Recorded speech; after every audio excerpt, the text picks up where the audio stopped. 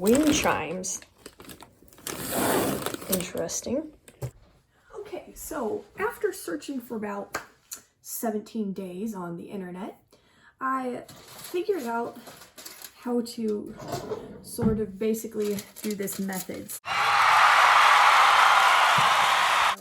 So the method includes getting a pan, but something that you can pour hot water into, very, very hot water into, and that's kind of big and has a flat surface so that you can put more of your silver items on it.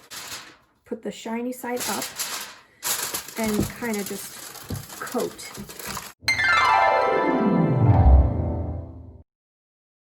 Because what you're gonna do is you're gonna pour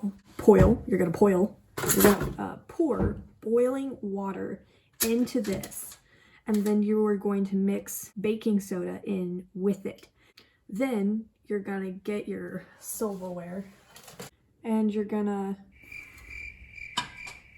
set it down. Okay, so while the water is boiling, I want to kind of explain some of the science to you. So basically, you'll have silver and it'll be really shiny and perfectly fine. And then over time, there will be molecules in the air that contain sulfur in them. And sulfur really likes silver. It likes to bond with it, if you will. And then that's what creates this black tarnish. So you can polish silver by using abrasive substances, I guess sand, and anything down from that all the way to toothpaste, which apparently toothpaste does a really good job. I think I'm probably gonna try that. Or you can do it scientifically. And what happens is you can literally break like the molecule bond that creates this tarnish. And the way you do that is by introducing a metal that sulfur likes more than silver, if you will. And that happens to be aluminum. So when you put in the hot water acts like an agent to speed up the process. But when you put in the hot water and your silver is touching, it has to touch the aluminum, and then you add in the baking soda, that creates an atmosphere where the sulfur chemicals decide to split with the silver ones that they bonded to. So how much baking soda do you put in? You put in about a spoonful, or like a tablespoon. Boiling water, put it into the pan, dump in, ooh, you can hear it fizzing, that's cool. Oh, and salt, LOL, I forgot salt, you need salt.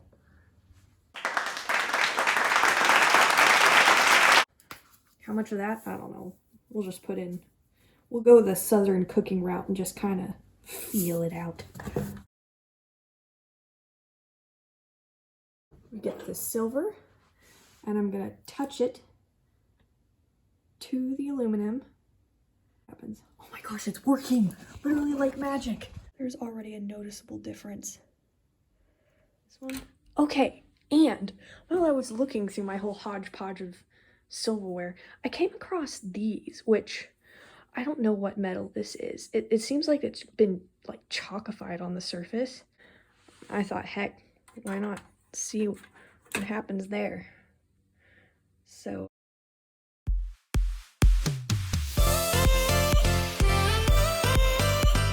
the other very cool thing about this is you can tell it's working when you smell a rotten egg smell, which is the sulfur.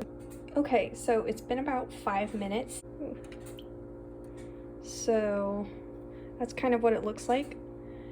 I have decided that I'm going to do some like sessions. I don't know how many I'm going to do, but just enough till I like it better than it is. First batch, first round. And this is what they kind of looked like before. So this is my second batch, and I'm going to do this batch's first go of it. I'm gonna dump this out, put some new stuff in.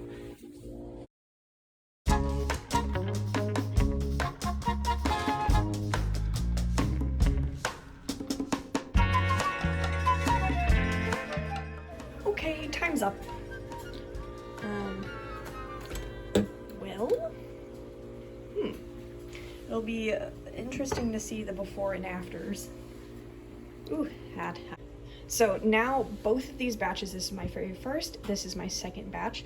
Both of them have had one trial. So now we're gonna go to another trial and then compare before and after. I don't know if you can see this, but there seems to be like some deposits collecting. Like you can see where things were resting. Ooh. Also, I actually just started kind of getting excited because I did have some silver pieces that had tarnish. Actually really excited to see how these turn out.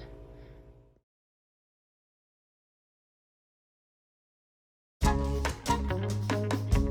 in the meantime, I got to wondering what was inside this silver mystery box of mine.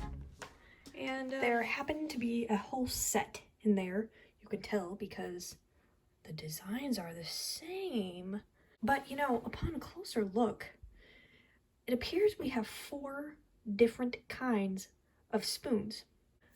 I think maybe these are soup spoons. And this is for the people that have bigger mouths. And this is for the people who either have smaller mouths or they don't want to eat as much of their soup as the big people. Maybe the soup tastes bad. I don't know. Maybe this is a social concept. Then we have our long spoons, which are clearly used for things that are hard to get to, like,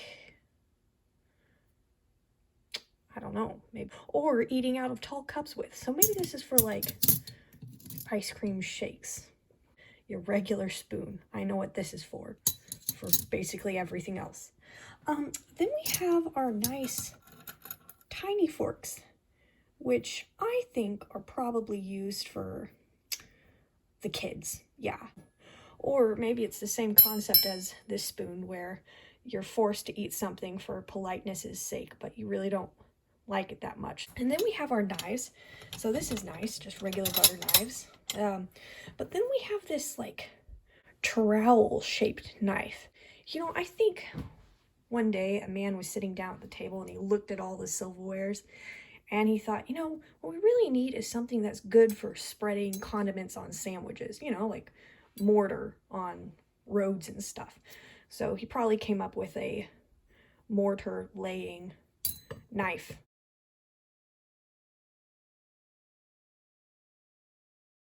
All right, this is the second round and this is what they look like. So it looks like pretty much after one go of it, they don't really change much with the water baking soda solution. However, look at this. Look at these 3. I have been using toothpaste on them, and look how different. The difference of toothpaste. Here, I'll show you it.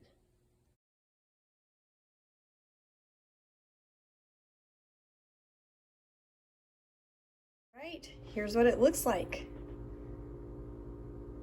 Right, we are done. I decided to go outside because there is better lighting. If you'll remember, these are kind of what they looked like before. And this is what they look like now. 2 of the baking soda solutions and then toothpaste. And they get a really nice finish. So very cool. Oh, and remember that really pale, that one pale thing, fork? So those don't, like, nothing happens with the baking soda solution, but with the toothpaste, so this is kind of what it looks like before toothpaste, and this is what it looks like after toothpaste, and you can see that came out really well. Also, the jewelry did so well. I'm so happy with how it turned out.